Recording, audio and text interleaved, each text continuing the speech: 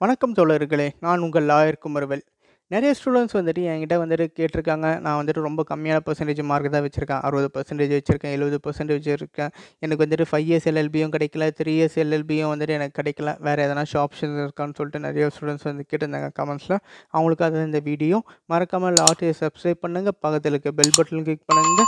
வாங்க நம்ம வீடியோக்குள்ள போகலாம்.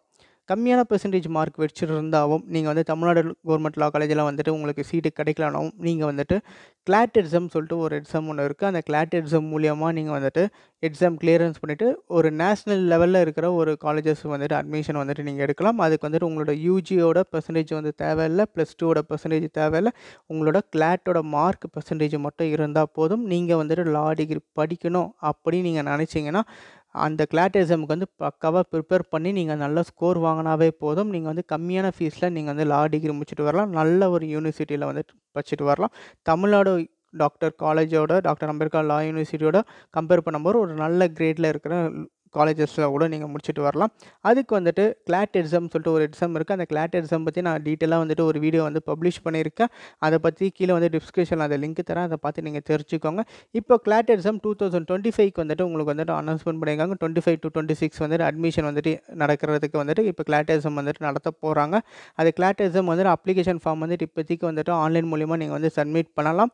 அது வந்து ஜூலை 15ஆம் தேதியிலேருந்து உங்களுக்கு வந்து ஆரம்பிச்சுட்டாங்க. ஜூலை 15ஆம் தேதியிலேருந்து நீங்க ஆன்லைன்ல கிளாட் எக்ஸாமுக்கு வந்து அப்ளிகேஷன் ஃபார்ம் வந்து சப்மிட் பண்ணலாம். லாஸ்ட் டேட் பார்த்தீங்கன்னா, உங்களுக்கு வந்து அக்டோபர் 15ஆம் தேதி வந்து லாஸ்ட் டேட் இருக்கும். அதுக்குள்ள வந்துட்டு நீங்க +2 முடிச்சிருக்கிறவங்க வந்துட்டு நீங்க அப்ளிகேஷன் ஃபார்ம் சப்மிட் பண்ணலாம். இல்ல +2 எழுதுறவங்களும் வந்து சப்மிட் பண்ணலாம்.